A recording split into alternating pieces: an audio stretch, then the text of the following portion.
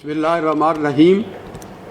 محترم قاسم علی شاہ صاحب، علی عباس صاحب، معزز خواتین و حضرات، میں سب سے پہلے اپنے دل کی گہرائیوں سے قاسم علی شاہ فاؤنڈیشن کا شکریہ ادا کرتا ہوں کہ انہوں نے مجھے یہ موقع فراہم کیا کہ میں آج جو میں نے کتاب لکھی ہے اس کے اوپر کوئی گفتگو آپ کے ساتھ میں کر سکوں.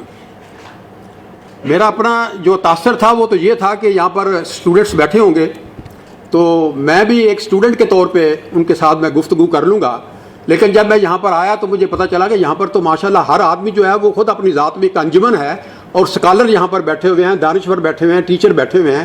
تو اس لیے مجھے تھوڑا سا کچھ محسوس ہو رہا ہے کہ شاید میں کوئی آج کے اس لیکچر کے لیے آپ کے لیے شاید میں مناسب نہیں ہوں، اور کوئی علامہ یہاں پر کوئی ہوتا میری جگہ پہ، کوئی اسکالر ہوتا تو وہ شاید بہتر کوئی انصاف آپ سے کر سکتا.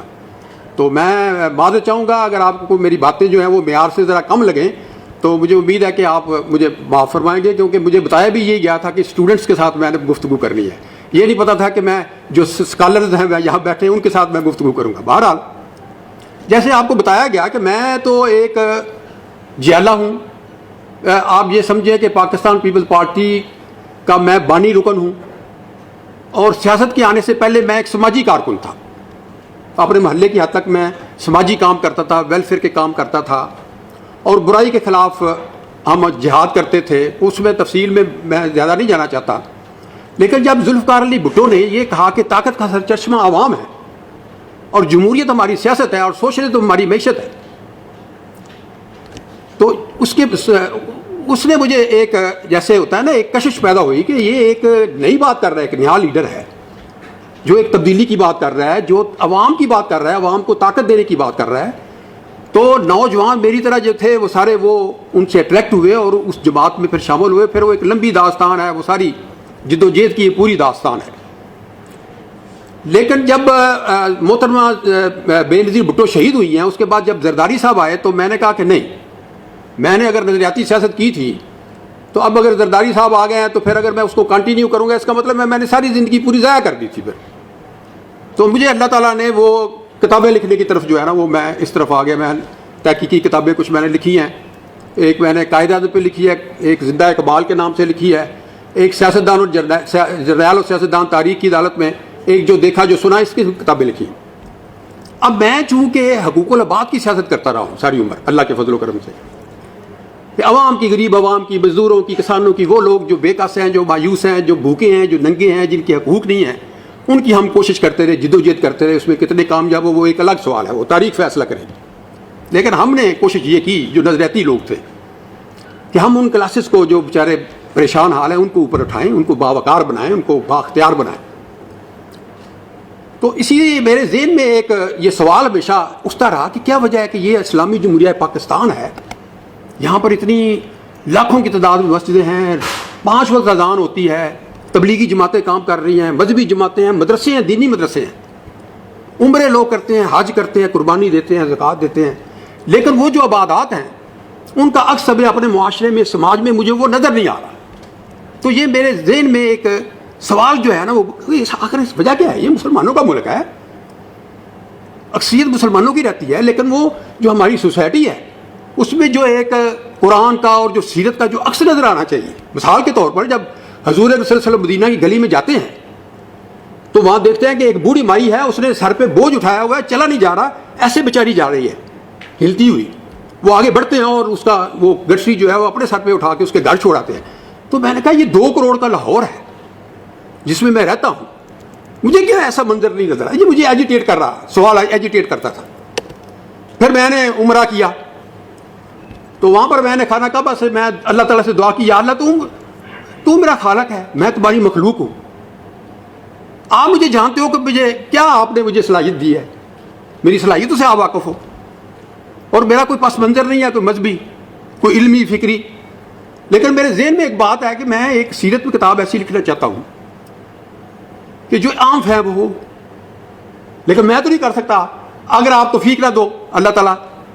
تو ایک دعا کی، اس کے بعد میں نے شروع کیا. لیکن یقین کرے کہ نیت چونکہ صحیح تھی، پرسنل ایجنڈا ہی نہیں تھا کوئی. میں نے جب وہ 2 سال لگایا، میں اللہ تعالیٰ مجھے وہ رہنمائی کرتا رہا. تو کوشش کر کے میں نے کتاب جب لکھی تو ڈرتا بھی رہا کہ یہ تو ایک ایسا شاہ صاحب ایسا موضوع ہے کہ اس کے اوپر تو ویسے ہاتھ کانپتے ہیں لکھتے وقت، بندہ ڈر جاتا ہے اندر سے کہ کتنی بڑی ہستی کے بارے میں کتاب لکھ رہا. بہرحال اس کو جب میں نے لکھا اور پہلا ایڈیشن آیا تو میں نے ایک کاپی منور حسن صاحب تھے جماعت اسلامی کے امیر، ان کو بھیجی TCS، ایک لیاقت بلوچ کو بھیجی. تو ہفتے کے بعد لیاقت بلوچ کا ٹیلی فون آ گیا، نظامی صاحب یہ کیا کر دیا آپ نے؟ میں ڈر گیا، پتہ نہیں غلطی ہو گئی. وہ کہنے لگے یار آپ نے کمال کر دیا، آپ نے اتنی بڑی کتاب لکھ دی، تو ہم اس کی رونمائی کریں گے منصورہ میں. میں اللہ کی طرف دیکھوں، میں کہا یا اللہ یہ کیا میرے ساتھ ہو گیا، میں تو اس قابل ہی نہیں تھا جتنی تم نے آپ نے عزت دی ہے اللہ تعالیٰ.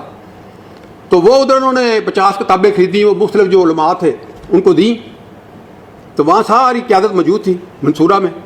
تو وہ شیعہ جو تھے وہ بھی، اور وہابی بھی، سنی بھی، سارے علماء جو ہیں وہ تعریفیں کر رہے ہیں کتاب کی، اور میری میں اللہ کی طرف دیکھا. تو یہ میں آپ کو بتاؤں گا میں کچھ بھی نہیں ہوں، میں آپ کو یہ آپ کو میں صاحب اقرار کرتا ہوں آپ کے سامنے کہ نہ میرا کوئی علمی فکری پس منظر ہے، میرا سیاسی نیت میری ساری عمر ٹھیک رہی ہے اللہ تعالیٰ کے فضل و کرم سے. کوشش میں کی ہے میں نے کہ کوئی میں خدمت کروں. تو یہ اس کی ایک بیک گراؤنڈ ہے کتاب کی. کتاب اس میں کوئی فرقہ واریت ہے ہی نہیں، اس میں کوئی تعصب ہی نہیں کسی قسم کا. نیت جو ایک نیت اگر آپ کی صحیح ہے، میں آپ کو بتاتا ہوں اللہ تعالیٰ برکت ڈالے ہی ڈالے. جیسے کتاب لکھ لی ہے، یعنی جو بھی پڑھتا ہے اتنی تعریفیں کرتے ہیں کہ میں بڑا عاجزی اور انکساری محسوس کرتا ہوں کہ یا اللہ تم نے مجھے یہ اعزاز دے دیا کہ اس کے قابل ہی نہیں تھا. میں اس اعزاز کا یقین کرو کہ میں تو اس قابل ہی نہیں تھا. لیکن اب میں گزارش یہ کرنا چاہتا ہوں، یہ تو ایک پس منظر ہو گیا کہ یہ دیکھیں ہم مسلمان ہیں، اللہ کو مانتے ہیں، اللہ کے رسول کو بھی مانتے ہیں. تو کیا وجہ کہ اب اللہ اور اللہ کے رسول کہتے ہیں کہ بھئی اگر آپ میری پیروی کرو گے تو فلاح پاؤ گے. اللہ تعالیٰ قرآن پاک میں بار بار کہتے ہیں کہ بھئی آپ ادھر آؤ گے، مجھے مانو گے تو میں تمہارے لیے رستے کھول دوں گا. اللہ تعالیٰ کہتے ہیں نماز پڑھو گے تو وہ برائی سے روکتی ہے، روزہ رکھو گے تو تقویٰ اختیار کرو. تو یہ دیکھیں کہ عبادات ہیں، لیکن ان عبادات کا کیوں وہ ہمارے معاشرے پہ اثر نہیں ہو رہا. یہ سوچ رہا یہ شاہ صاحب آپ بلکہ اس کے اوپر آپ ماشاءاللہ دانشور ہیں، اس کے اوپر سوچیں. عبادات میں کمی نہیں ہے لیکن ہمارا معاشرہ نیچے بیٹھ جائے. اب معاشرے میں جو برائیاں ہیں وہ آپ کے سامنے ہیں، یعنی وہ عدالتیں ماتم کر رہی ہیں، ٹاک شوز میں ماتم ہو رہے ہیں، کالم لکھے پڑھے تو کالموں میں ماتم ہوتا ہے. کوئی خیر کی خبر ہے نہیں، اور ہے جو اسلامی جمہوریہ پاکستان.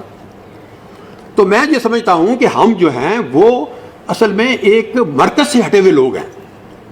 مرکز ہمارا تھے نبی اکرم صلی اللہ علیہ وسلم، ان کی ذات تھی، شخصیت تھی، ان سے ہم نے انسپریشن لینی تھی. مگر ہم روایات میں کھو گئے، جیسے علامہ اقبال کہتے ہیں کہ یہ امت روایات میں کھو گئی. رسم و رواج، روزہ بھی رکھتے ہیں رسم اور سمجھ کے، رواج سمجھ کے. بھائی اللہ تو کہہ رہا ہے کہ روزہ رکھو گے اس لیے تاکہ تم تقویٰ اختیار کرو اور تاکہ تم اپنا احتساب کر سکو. اب دیکھیں کہ روزے میں کوئی نہ اپنا روزے کے بعد 1 مہینے کے بعد تو کم از کم لوگ پتہ چل رہے کہ دیکھو یار ہمارے معاشرے میں تبدیلی آ گئی. تو یہ ایک فرق ہے نا عبادات اور معاملات میں، حقوق اللہ اور حقوق العباد میں. اس کی وجہ سے میرا یہ خیال ہے کہ ہم پریشان ہیں، ہمارے مسائل کا شکار ہے. اب میں چاہوں گا کہ میں کچھ چیزیں معاملات اس کتاب میں سے کچھ میں ہائی لائٹ کرنا چاہتا ہوں، آپ کے سامنے رکھنا چاہتا ہوں، وقت چونکہ کم ہے. دیکھیں ابھی وہ حضور صلی اللہ علیہ وسلم جوانی میں تھے، آپ کی طرح نوجوان تھے، تجارت کرنے لگے. مکے میں ایک تاجر مل گیا، اس سے کوئی بات کر رہے تھے تجارت کی. اس نے کہا کہ ابھی تو نبی نہیں تھے اس وقت، اس نے کہا کہ آپ ذرا ٹھہرے، میں ابھی آیا. انہوں نے کہا کہ ہاں ٹھیک ہے میں ٹھہرتا ہوں. وہ بھول گیا. 3 دن کے بعد آیا تو وہ ادھر اسی جگہ تھے حضور صلی اللہ علیہ وسلم. یعنی یہ وعدہ انہوں نے پورا کیا. ہمارے معاشرے میں کتنے لوگ ہیں مجھے بتائے کہ جو وعدہ کرتے وہ پورا کرتے. پھر جب وہ ظہور نبوت ہوا، اللہ تعالیٰ نے حکم دیا کہ جاؤ بھائی اب اپنا مکے کے لوگوں کو دعوت دو. تو وہ پہاڑی پہ چڑھ گئے. وہ جو طریقہ تھا اس وقت رواج تھا، لوگوں عربی میں کہا لوگوں سارے اکٹھے ہو جاتے تھے. اکٹھے ہو گئے. انہوں نے کہا کہ دیکھو تم نے میرا بچپن دیکھا ہے، میری جوانی کے شب و روز دیکھے ہیں، میں نے تمہارے یہاں پر زندگی گزاری ہے اپنے شہر میں، تم مجھے جانتے ہو. میں اگر کہوں کہ پہاڑ کے پیچھے سے ایک فوج آ رہی ہے تم پہ حملہ کرو مانو گے؟ وہ سب نے ایڑیاں اٹھا کے کہا کہ آپ تو بڑے صادق ہیں, آپ امین ہیں.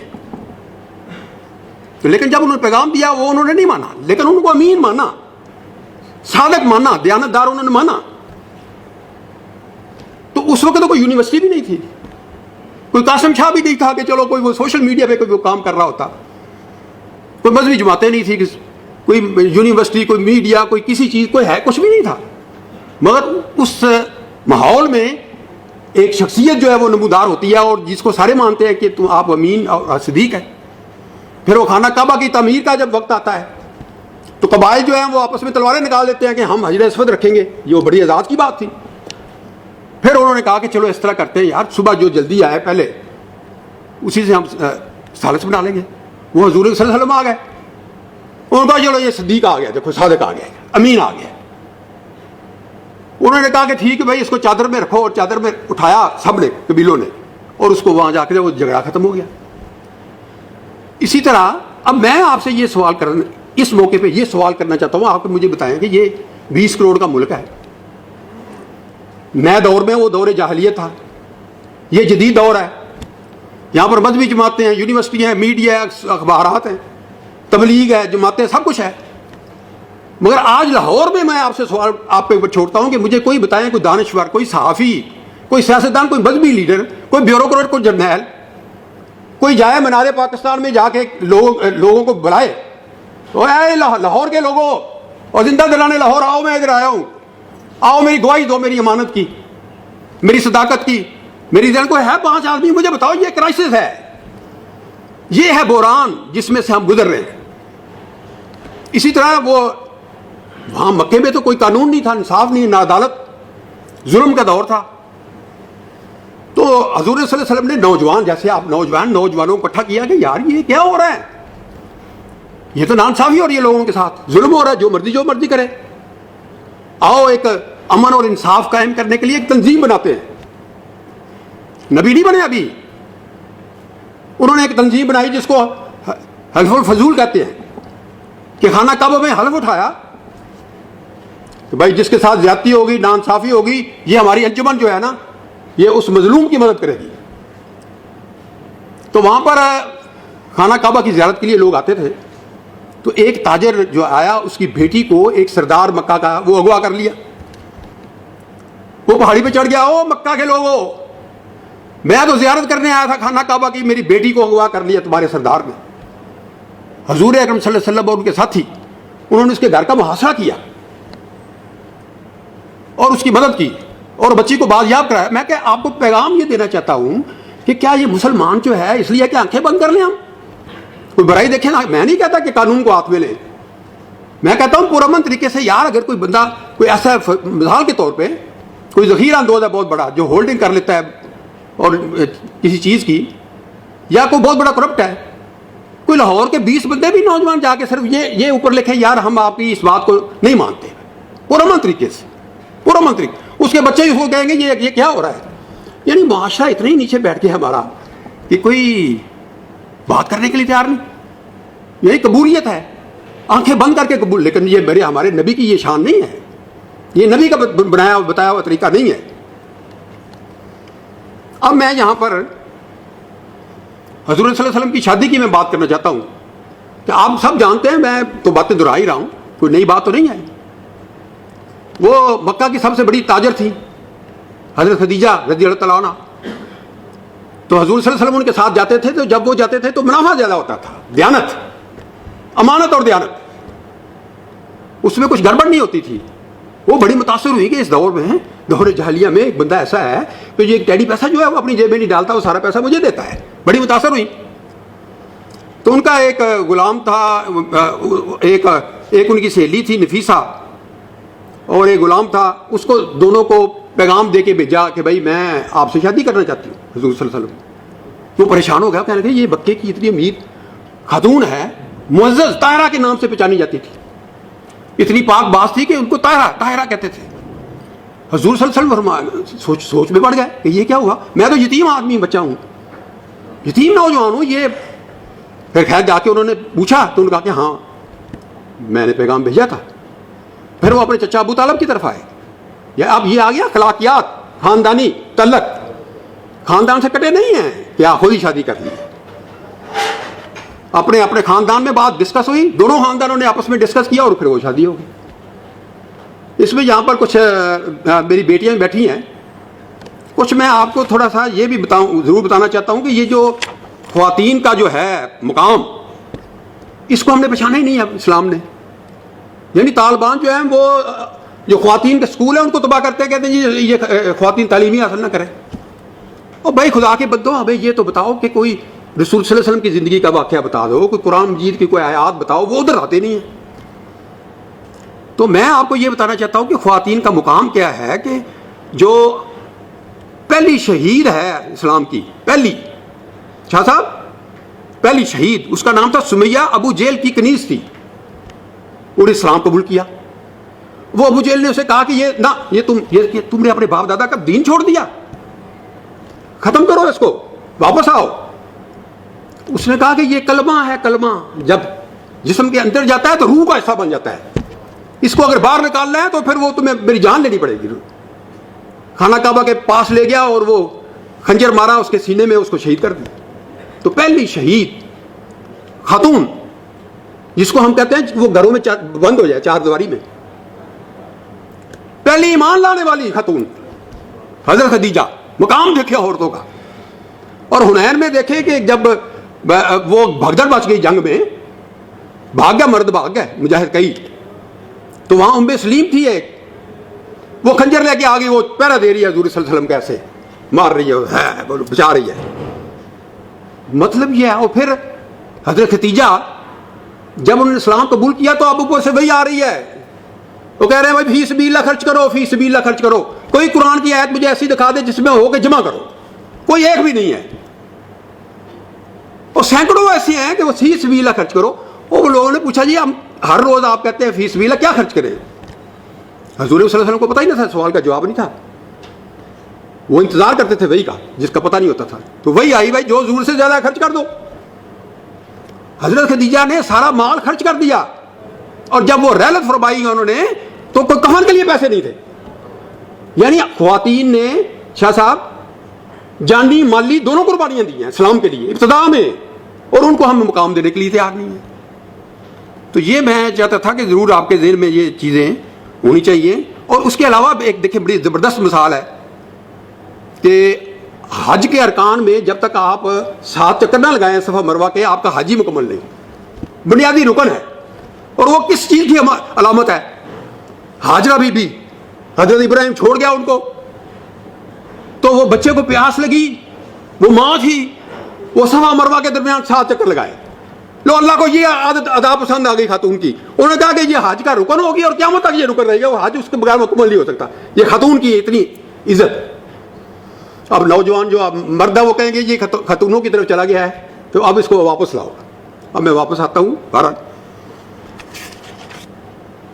ایک دیکھیں جی، جو ہم نوکروں سے سلوک کرتے ہیں، خادموں سے، نوکروں سے، گھر والے کام کرنے، ان کو ہم انسان ہی نہیں سمجھتے. حضرت خدیجہ نے ایک غلام، اس وقت غلام تھے، ایک غلام گفٹ کیا حضور صلی اللہ علیہ وسلم کو. زید بن حارثہ اس کا نام تھا. اس کے باپ کو پتا چلا کہ میرا بیٹا تو مکہ میں ہے. وہ آ گیا حضور صلی اللہ علیہ وسلم کے پاس، وہ کہنے لگا جی یہ تو میرا بیٹا، میں لینے آیا ہوں. ہاں بالکل لے جا سکتے ہو، تمہارا بیٹا، میرا اس میں اختیار ہی نہیں. وہ بیٹا کہتا ہے میں تو ابا آپ کے ساتھ جاؤں گا نہیں، میں تو ان کے ساتھ رہوں گا. باپ سے زیادہ پیار دیا ہے انہوں نے مجھے. اس کے بعد کیا کیا حضور صلی اللہ علیہ وسلم نے؟ خانہ کعبہ چلے گئے،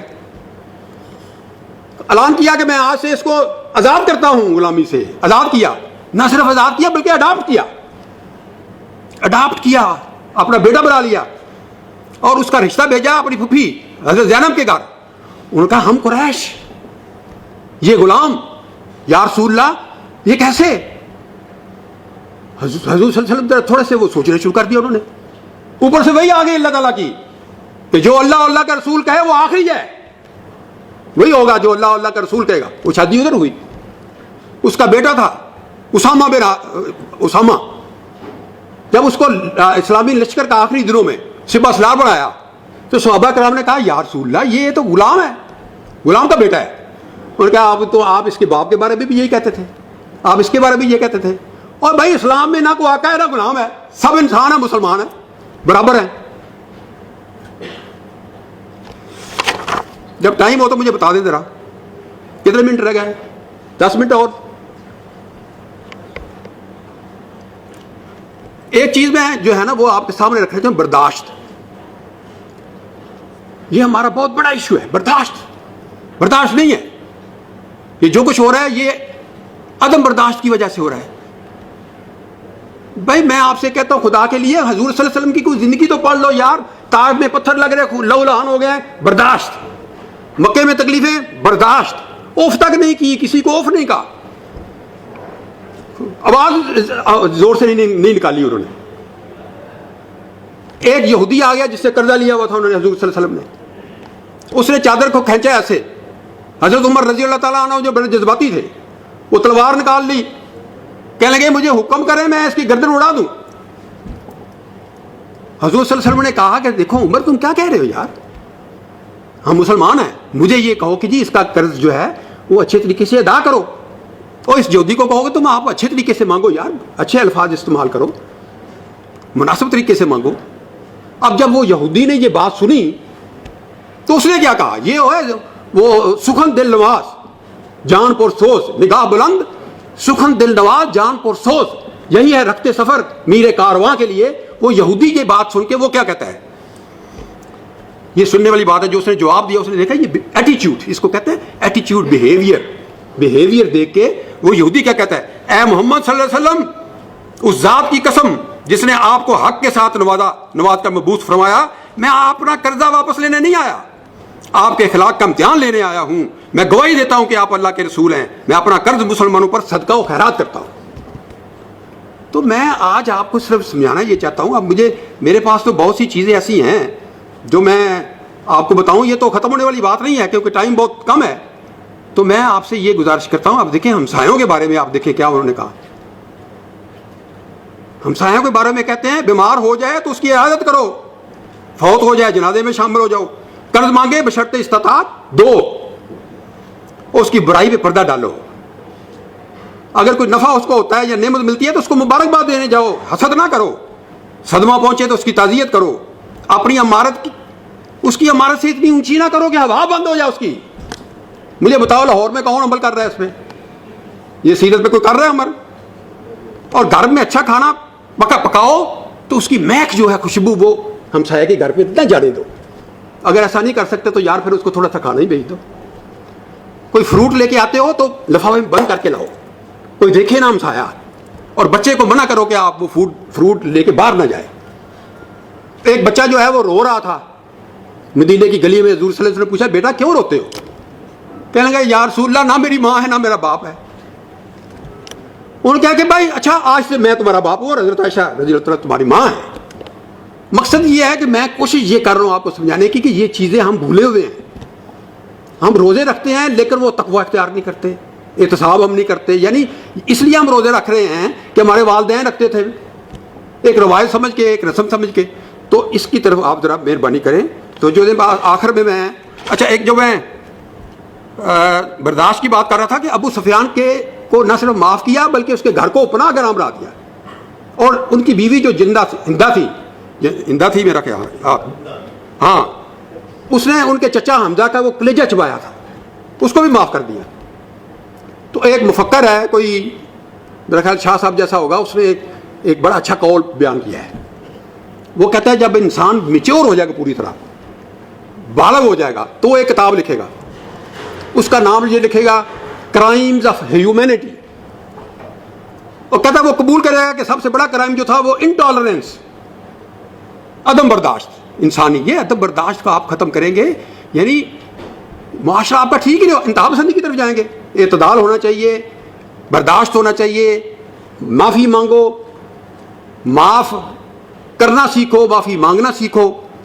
تو یہ میں آپ کے ذمہ آپ کو یہ میں باتیں بتانا چاہتا ہوں. آخری بات ایک میں بتا کے میں اپنی بات کو ختم کرتا ہوں.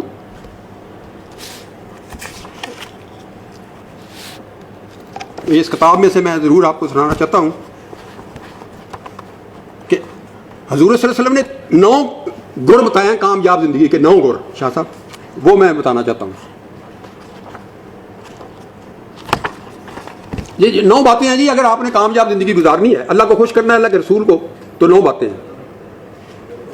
نمبر 1، ظاہر و باطن ہر حال میں خدا سے ڈرتا رہوں، غصہ اور خوشی دونوں میں انصاف کی بات کہوں، غریبی اور امیری میں اعتدال پر قائم رہوں، جو مجھ سے کٹے میں اسے جڑوں، جو مجھے محروم کر دے میں اسے دوں، جو مجھ پہ ظلم کرے میں اس کو معاف کر دوں.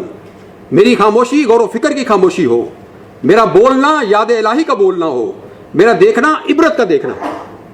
یہ وہ باتیں ہمیں جو انہوں نے بتائیں. اور آخر میں ایک میں جارج برنارڈ شاہ ہے جس نے حضور صلی اللہ علیہ وسلم کو، میں آپ کو یہ بتاؤں، جب میں نے مطالعہ کیا شاہ صاحب، میں نے دیکھا کہ مسلمانوں سے زیادہ غیر مسلموں نے حضور صلی اللہ علیہ وسلم کو نذرانہ عقیدت پیش کیا ہے. کیا کیا زبردست الفاظ انہوں نے استعمال کیے ہیں. جارج برنارڈ شاہ وہ کیا کہتا ہے؟ وہ کہتا ہے کہ موجودہ انسانی مصائب اور مشکلات سے نجات کی واحد صورت یہ ہے، اونلی آپشن، وہ کیا ہے کہ حضرت محمد صلی اللہ علیہ وسلم اس دنیا کے رہنما بنے، اور حال ہی کوئی نہیں. ان کو رہنما بناؤ، وہ تو واپس نہیں آئیں گے کیونکہ ہم آخری وہ نبی تھے ہمارے، مگر ان کا پیغام موجود ہے، قرآن بھی موجود ہے، اسی طرح حدیث بھی موجود ہیں. ماڈل روشن آپ کے سامنے ہے. خدا کے لیے میں آپ سے گزارش کرتا ہوں قرآن ترجمے سے پڑھیں اور سیرت پڑھیں. مولوی کی ضرورت ہی نہیں ہے. مولوی تو کہتا ہے نا کہ قرآن کو آپ گلاف ڈال کے رکھ دو اوپر، اس کو ڈراتا ہے قرآن سے. وہ ڈرنے والی بات نہیں، وہ پاس رکھنے والی بات ہے یار، سرانے رکھ کے پڑھنے والی کتاب. اور سیرت جو ہے وہ بالکل نہیں پڑھائی جا رہی، لوگوں کو پتہ ہی کوئی نہیں کہ ہم بالکل اسلام سے کٹے ہوئے ہیں. تو میں آپ سے آخر سے یہ گزارش کروں گا، اگر آپ استاد ہیں، اسکالر ہیں، آپ خدا کے لیے وہ جو ہمارا ایک بہت اچھا ماڈل ہے، روشن ماڈل ہے، جس سے دنیا نے فائدہ اٹھایا اور دنیا تسلیم کرتی ہے کہ بہت بڑا ماڈل تھے حضور صلی اللہ علیہ وسلم، اس ماڈل کی طرف ہم آئیں، اس کو پڑھیں، پھر ہی ہماری اپنی مشکلات جو ہے ہم اپنا ختم کر سکتے ہیں. چند شعر اگر فیض کے کہیں تو میں فیض کے چند شعر سنا کے بات ختم کرتا ہوں، کیونکہ خون بڑا بہہ رہا ہے. اللہ کے رسول کے نام پہ خون بہہ رہا ہے ہمارے ملک میں. آپ دیکھیں صبح شام خودکش ہو رہے ہیں اللہ کے نام پہ کرنے لگ. میں فیض صاحب مجھے یاد آتے ہیں جنہوں نے کہا تھا، تجھ کو کتنوں کا لہو چاہیے عرض وطن، تجھ کو کتنوں کا لہو چاہیے عرض وطن، جو تیرے عرض بے رنگ کو گلنار کرے، کتنی آہوں سے کلیجہ تیرا ٹھنڈا ہوگا، کتنے آنسو تیرے صحراؤں کو گلزار کریں. ہم تو مجبور وفا ہیں، ہم تو مجبور وفا ہیں، مگر اے جانے جہاں اپنے اس شاخ سے ایسے بھی کوئی کرتا ہے. تیری محفل کو، پاکستان کو، تیری محفل کو خدا رکھے اب تک قائم. ہم تو مہمان ہیں گڑی بھر کے، ہمارا کیا ہے. آپ کا بہت شکریہ، بہت بہت